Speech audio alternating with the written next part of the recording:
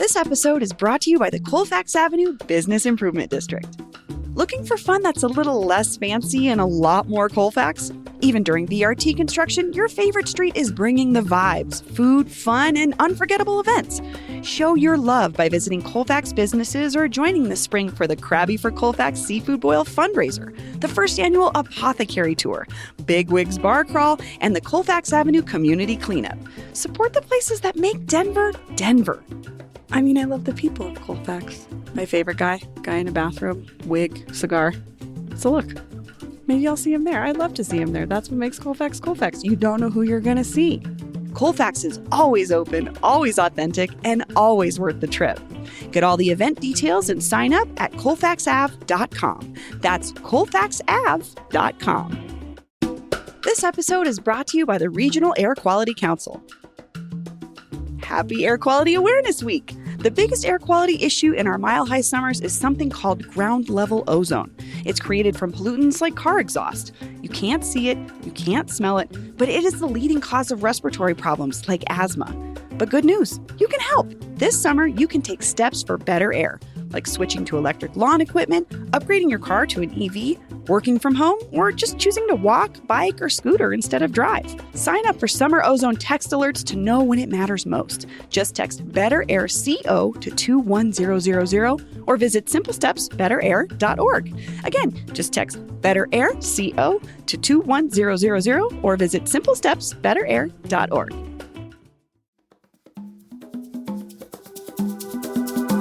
Today on CityCast Denver, President Trump rolled back his most expansive tariffs a couple weeks ago, but many remain in effect, and he's threatening new ones seemingly every day.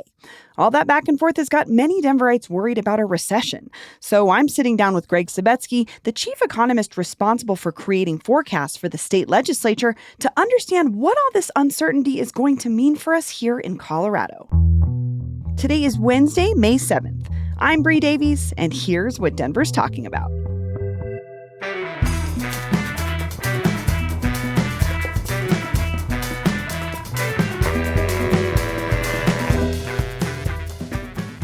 Greg Sobetski, welcome to CityCast Denver. Thanks, Bree. I'm ecstatic to be here. So I want to start by helping listeners understand you and your role a little bit. You've talked about this big mistake you made during the pandemic. Can you share that story? Yeah, absolutely. So I'm the chief economist for the state legislature. What that means is that I'm responsible for producing, along with my team, a quarterly forecast of the state economy, state revenue, and the state budget picture. I've thought a lot these past few months over what that looked like during COVID. During COVID, I wasn't the chief economist, but I was a big part of the team. The responsibility that we had was in March of 2020 to say to the legislature, you're setting your budget for the fiscal year that's about to start here in 3 months. How much do you need to cut? That's a terrifying thing to do in an environment where the economy is collapsing all around you. But the outcome of that conversation can't be, we don't know, do nothing, panic, right? We have to put a number on it. We have to tell them what to expect.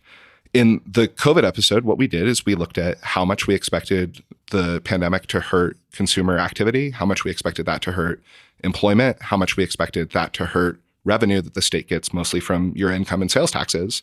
And we said, settle in for something like a 15% year-on-year decrease in your general fund. They budgeted to that. They cut state expenditures at a level to accommodate a 15% year-over-year decrease in revenue. And that's not something we needed to do. It turns out that during COVID, revenue only grew very, very slightly, meaning that we actually didn't see a year-over-year decline. We saw this essentially flat year of progress in income and sales taxes. And there were programs around the state that were cut because we got it wrong. And so you overcorrected. We overcorrected. I don't get the pleasure of making takes, right? When I make a hot take and then somebody budgets to it, there are real budgetary consequences to that. And so as we look at the present economy and what may be happening for the state coming up over the next 6 months, year and a half, if I say, okay, time to panic, time to make these cuts, there are real consequences to that. And that makes me a little trigger shy with respect to the decisions that I have to make going forward. Well, let's talk about that. We're in this moment right now where there is talk, a lot of uncertainty around Trump, tariffs, the markets, everything. If I was a lawmaker coming to you for advice, how do you think about this? Like, what would you tell me? Yeah, I would tell you that you need to understand when we say uncertainty, that's not just let's flip a coin and 50-50 chance, maybe things are going to be great, maybe things are going to be terrible. I think it's easy to translate uncertainty to that because that's what it means in every other part of our lives. But when I say I'm the chief economist for the legislature and I'm uncertain about the trajectory of the economy, I'm not the only one who's uncertain about that, right? There are actors who are making decisions across the economy that are in that exact spot.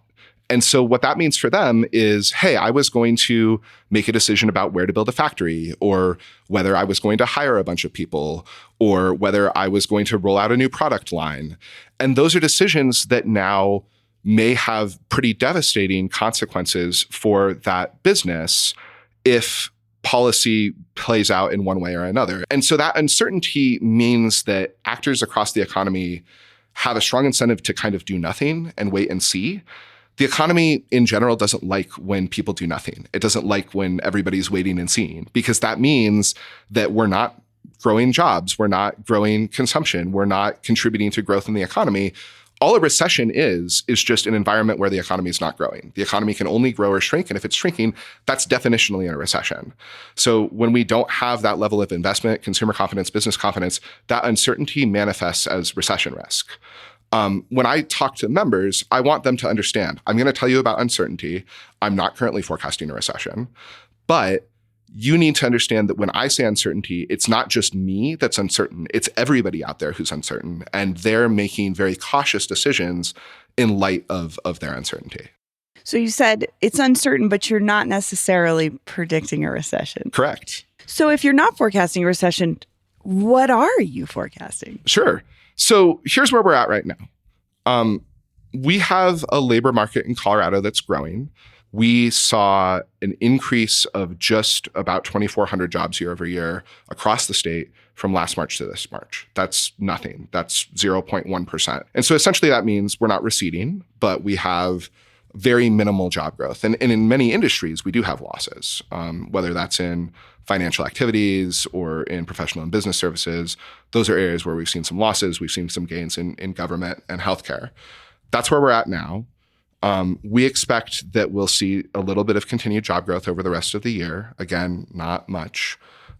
We're seeing household finances that look just fine. Like right now, inflation has come down a lot. Households demonstrably across the economy are able to make ends meet. We've seen, we're not seeing worrying increases in credit card debt or in mortgage debt or in auto debt. Those are the kinds of things we look for in terms of how households are performing. And so then, we're doing okay? Yeah, we're doing all right. We're doing all right, but for all this tariff stuff that's happening. We haven't gotten there yet. Yeah. Then let's talk about that. Is there anything about Colorado or Denver specifically that makes us more or less vulnerable to the effects of tariffs? Sure. I think we are less vulnerable to the effects of tariffs than the United States economy as a whole. Think about it. Like if I'm in Seattle or if I'm in San Francisco or Oakland or if I'm in Miami or Long Beach, California or whatever, like there are huge portions of the US economy that are tied to trade in a way that the Denver economy is not. And so I think taken in the aggregate, those large, mostly coastal, not exclusively coastal cities are super exposed, right? The Denver economy has trade. We trade with especially Canada, especially Mexico, and China. China is a large trading partner for everyone in the United States. It's a large trading partner for us as well, bidirectionally. So those are our three largest countries from which Colorado imports. They're the three largest countries to which Colorado exports. And there are certain industries that are very tied into that, right? If I'm in ranching, that's something I'm tied into. If I'm in Denver and I'm, in a city economy, there are certain things that we manufacture here locally that are sent abroad. There's medical equipment that's manufactured here. Spacecraft are manufactured here, right? Beer is manufactured here and in some cases exported to other countries. And then for consumers, there are consequences for us. I think those consequences are, as severe or maybe marginally less severe than they are across the country. But really, we haven't seen that shoe drop yet. And that's where we're at. We haven't seen the consequences of all of these tariffs that rolled out in March and April in terms of prices for most products that are on the shelves in stores. But I think as those tariffs trickle through into consumer prices, we're going to see the magnitude of the effect that the change in trade policy has on consumer activity. And I think that, yeah, that's a significant reason for concern. What would it look like for the shoe to drop? Yeah. So let's say I'm, looking to buy a product in a store. That product was manufactured possibly in a foreign country. Let's say that it was. It was shipped. It was imported. That's the transaction at which the tariff would have been collected. And then it was still shipped over land to get to Denver and put on the shelf in that store. Or it's sitting in a warehouse and I'm going to buy it on Amazon or on some other online platform. All of those products have these long supply chains. And we're at a point along those supply chains where for most products, the increased cost of the tariffs hasn't manifested in terms of what a consumer is paying at the end of that supply chain. We're getting close, though. I think a lot of expectations are June, maybe July, for when the current round of tariffs hits in terms of what people are able to afford. And I've seen wildly different expectations of what that's going to look like for a household. I heard a presentation last week where we're talking about $4,000 a household a year in terms of additional consumer prices from tariffs. I think that's catastrophic. Yeah, right? I was like, that sounds really detrimental to a lot of households. Not just detrimental. I mean, I don't know anybody really who can afford that. I mean, I'm sure there are some people at the very high end of the economy who can, but for most people, that's just entirely unreasonable. And so at that point, you're making significant cutbacks in consumption, and that's what a recession looks like.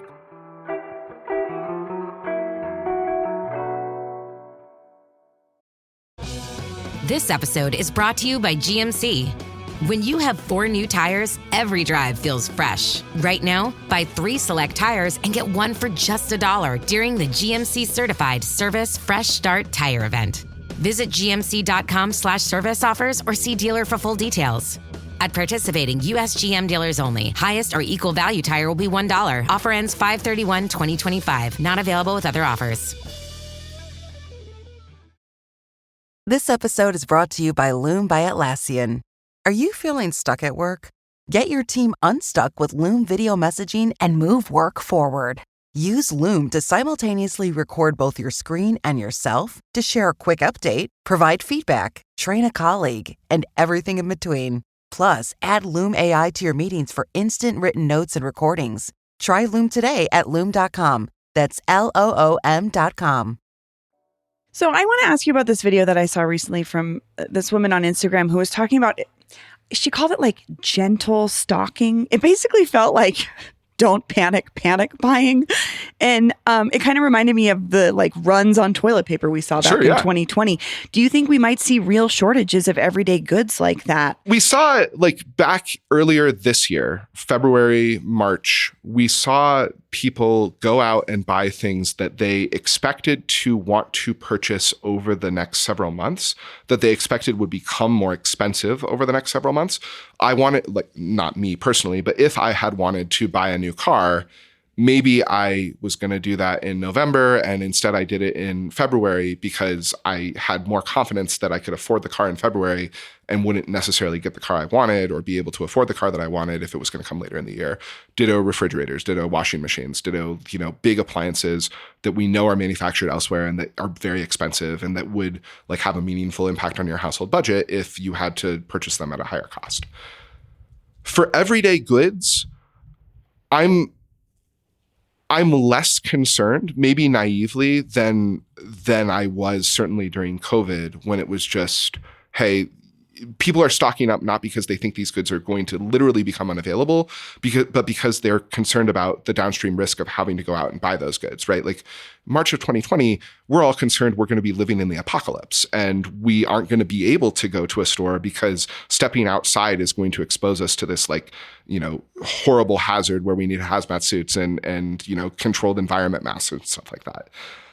In this environment, those household goods may well end up costing more money. And I don't necessarily think stocking up is a bad idea, but the idea that they're going to become unavailable is, in my opinion, a little unrealistic at this point. I mean, if toilet paper costs 30% more, I'm still going to buy it. Yeah. I mean, you still need it. Yeah.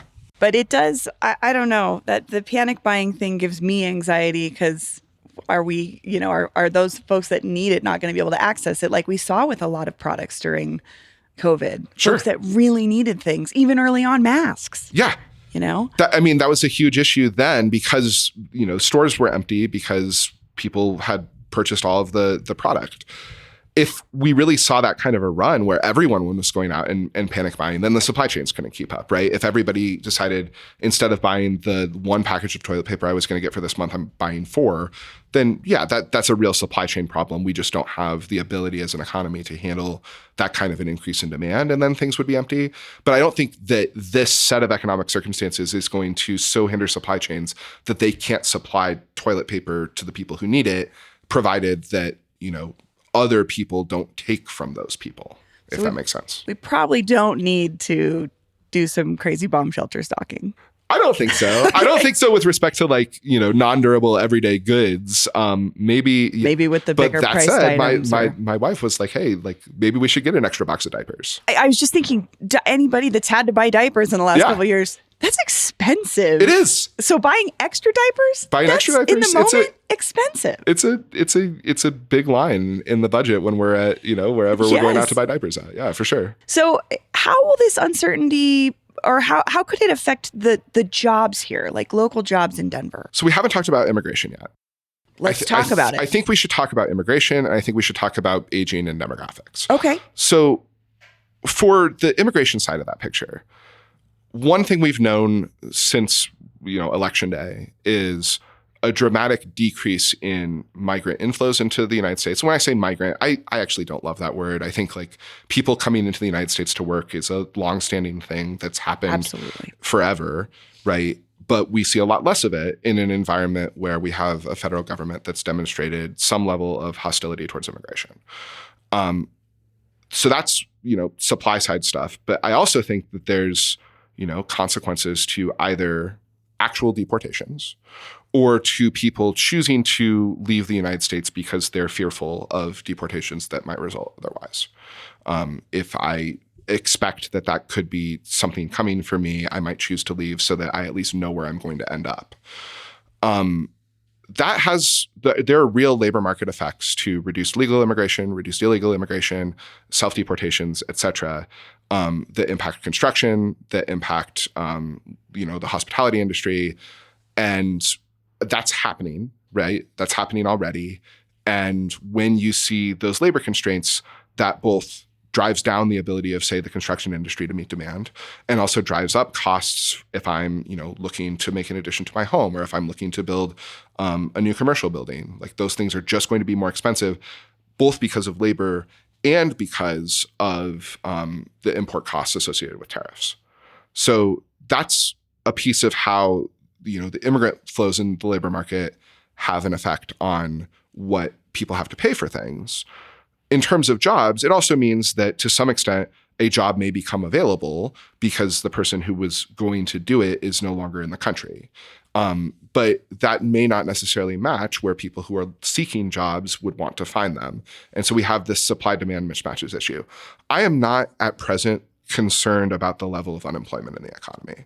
I think that that's something that should be top of mind for everybody because, of course, that's perhaps the worst potential consequence of a recession.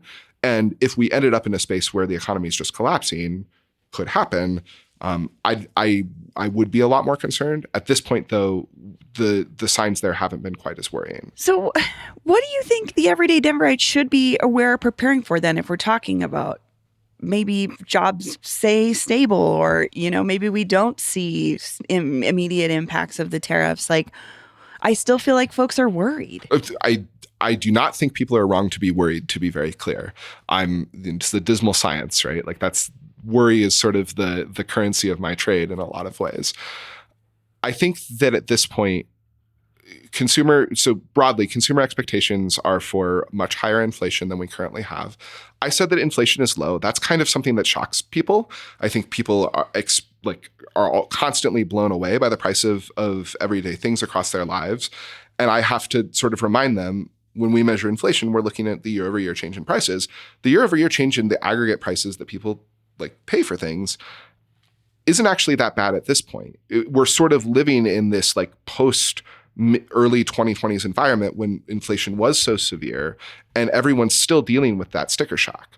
But I think that broadly, people are right to expect that things are going to get worse there because that's exactly what tariffs are. When I go and purchase something, there is now an additional tax that was placed on it when that product was imported, and there's a 100% chance that most or all of the cost of that tax is going to be passed through to the ultimate consumer of that product, unless or until the international economy can react to how the tariffs are structured. That's not going to happen overnight. That's not going to happen over a few months. That's going to happen over multiple years. And during that intervening period, costs for many things are going to get higher. I don't know exactly which things, but when people were going out and buying refrigerators and cars, like that makes a lot of sense to me. And I think just planning with more conservatism in your household budget and the decisions that you make with the expectation that things could get a lot tighter. I mean, it's impacted the decision my wife and I have made. We were thinking about looking for a bigger home for our family. We're not considering that anymore. I don't want to buy a house in this market. And I think that like a consequence that we've seen is homes are staying on the market for a lot longer. There's a lot more inventory for sale. We haven't seen prices start to drop yet, but like I expect that that's coming. They're certainly lower than they were back in 2022 when they were at their peak. And I think that they could go lower as inventories remain on the market longer. So there are consequences here for every person, that depends somewhat on their economic circumstances. I want to know about the thing that like keeps you up at night. Like, is there a disaster scenario that you think about? Because I always think like there's a lot of what's the worst that could happen feeling right now. Sure. I will say to the extent that there are things that keep me up at night, they're not my job and they're not economics. I've been in legislative economics for 11 and a half years, and I've learned that you're never going to know everything. This environment feels difficult to me, but it doesn't feel more difficult to me than COVID did in terms of knowing what to look for in the future. I think I have a pretty clear sense of what at this point would tip the economy over the ledge, and that's like dramatic increases in tariffs on the order of magnitude that we saw in early April. If those were to come back in July, then I would expect our subsequent forecasts to be recessionary. I'm just not confident that that's what's going to happen because I think that the administration changes its mind about its trade policy on a regular basis. Thank you so much, Greg. Thanks, Bree. This was awesome. If a recession is coming, we want to be ready, and we need your help. We're assembling a Denver Recession survival guide. So send us all your frugal life hacks, killer food deals, unmissable happy hours, and anything else you think Denverites on a budget need to know. The Recession Survival Hotline is open at 720-500-5418. Again, send us a text or leave us a voicemail at 720-500-5418.